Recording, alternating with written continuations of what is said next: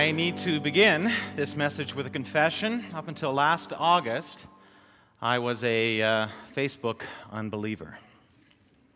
I saw nothing good and mostly bad in the social media phenomenon.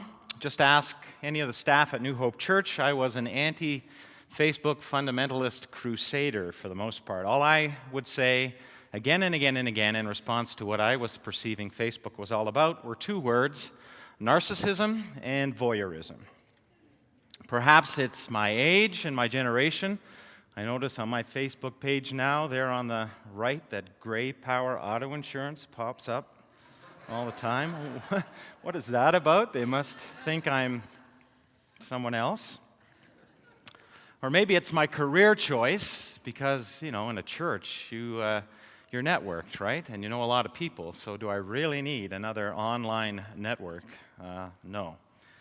Or maybe it's my nature, not really being the kind of guy who wants to get attention, right? Or get my name out there or draw any kind of focus onto my introversion. I'm glad only a few of you are laughing, but the rest of you have no idea how funny that was. Whatever the reason, I was never going to do the social media thing. And then when the book came out, I remember the publisher calling, and I could sense he was kind of unsure whether I'd be willing to do it. And he says, "John, in today's publishing world, you got to be online. You got to be on Facebook. We got to set up a fan page for the book. You got to Twitter. You got to do all of that stuff. You got to be available if people want to interact and dialogue about the book." And so I now have a personal page, a fan page, and I Twitter endlessly, it seems. 95% of it for me is still work-related, which I think shows that I haven't quite bought into what Facebook is really all about and meant to be. I'm more on the commercial end of what social media is all about. I know that's true because my 73-year-old mother the other week commented that she'd heard I was far too serious in terms of what I posted on my page. My mother tells me this. So I'd say right now I am a Facebook agnostic. Still haven't fully bought in, but am beginning to see that there is indeed a lot of God's goodness even there. Who can argue with the goodness of increasingly distant family members in a separated world and friends from the past and friends today, with the ability of our being able to stay connected through Facebook? A good thing. Posting videos, chatting. Who could argue with a platform that you could use to find anyone, anywhere? Again, way back in your past, I found people I went to university with, even to high school with, through this medium. Or an old girlfriend or boyfriend. Somebody posted on the site what they loved about Facebook was that an old boyfriend got a hold of her and said sorry for something that happened way, way back when. Who can argue with a place where you can present yourself and your life to the world? Here I am. This is what I'm doing right now. This is who I am. I want to share my life with you, my friends. Who can argue when that's done in a healthy way with that?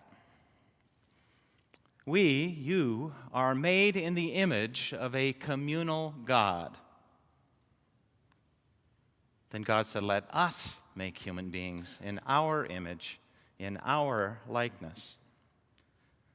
God created human beings for connection, even as God is a being in connection. Community. God calls us again and again in the Bible to be a community, to love others as you love yourself, to serve and listen to other people, to be with others in this journey of seeking to know God more. And more precisely, God calls us to connect with those people who are maybe disconnected, the relationally lost or the cyber least. Surely Facebook is a relational gift from God to these ends. And no, it will never replace face-to-face community. I think sometimes in the readings that I've been following and the videos I've been watching, we create this false dichotomy, it's either Facebook or it's real community. And I think that's very false, a dichotomy. It will never replace real face-to-face community with your daughters, with your friends, with your coworkers. But it is a great plug-in relationally, a great add-on. A tool, another tool, relational tool for staying connected. Jesus took painfully ordinary people and made them his disciples, co-authors of this thing that we carry around, the Bible. And he called you his friend. He called them his friends. He broke down the barriers of race, social status, and religious standing, and technological proficiency, and accepts whoever makes a friend request to him that request. Seek and you shall find. Knock and the door shall be open to you. Poke and I will poke back.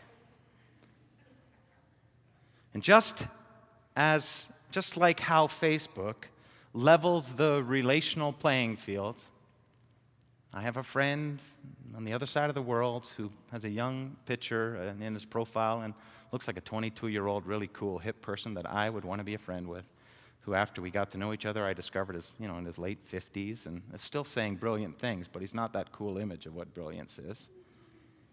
Just like how Facebook levels the relational playing field, collapses spatial boundaries and social contexts, blurring social roles and bringing audiences together who might not normally be co-present, Jesus opens the door to all of us and all of humanity.